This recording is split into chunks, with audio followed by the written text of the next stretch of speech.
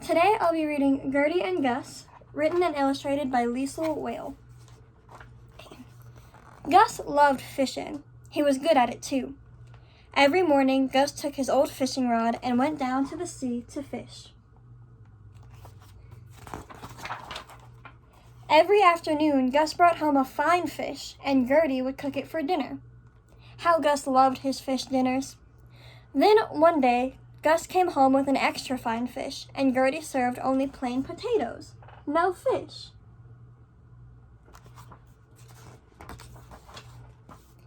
Gus got just plain potatoes 3 nights in a row. Then he saw what was happening. "I've been selling your fish for a good price," Gertie said happily, "and with the money, I bought you a surprise. It was a big, handsome net for catching lots of fish. The change will do you good," explained Gertie. "We'll always have our own fish for dinner, and I can sell the rest." "All right," said good-natured Gus. It was true. With his new fishing net, Gus easily caught many fish. Every day he brought back a bucketful, and every day he and Gertie ate a fine fish dinner. Of course, Gertie was so busy selling the rest of the catch that often Gus had to cook their dinner. Gertie said Gus made the best fish fry anyway. One evening, Gus couldn't find even one tiny fish left to cook. Soon, Gertie came home wearing a new outfit. "Everybody liked your fish so well," she said, "that I sold them all. But wait until you see my surprise for you." It was a beautiful new fishing boat. "The change will do you good," said Gertie, smiling. "Now you can row far out and catch still more fish." "All right then," sighed Gus. It was true. With his new fishing boat, Gus brought in many buckets of fine fish every day, and Gertie's business was so good that she opened a little fish store. Gertie and Gus happily ate fish for dinner every evening. And Gertie was making so much money that soon she opened a fancy new store and had an elegant villa built for herself and Gus. Gertie also hired a French cook to prepare their fish dinners and a French maid to serve them. Gus didn't complain, even when Gertie made him take bubble baths. But one day, instead of his favorite fish, there was chicken with rice for dinner.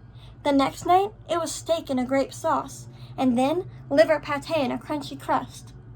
"The change will do you good," said Gertie with a smile. "And speaking of changes, wait till you see what I have for you."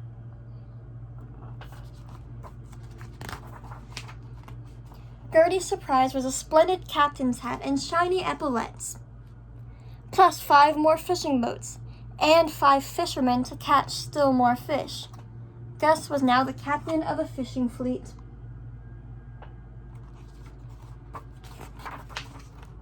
As captain, Gus no longer had time to fish himself. Of course, there were mountains of white fish, blue fish, gray fish, green fish, big fish, and small fish caught daily. And Gus could pick any fish he wanted and tell the cook exactly how he would like it for dinner. But one day, Gus did not come home for dinner. His splendid captain's hat hung in the hall, also his gold epaulettes, and on the table was a letter.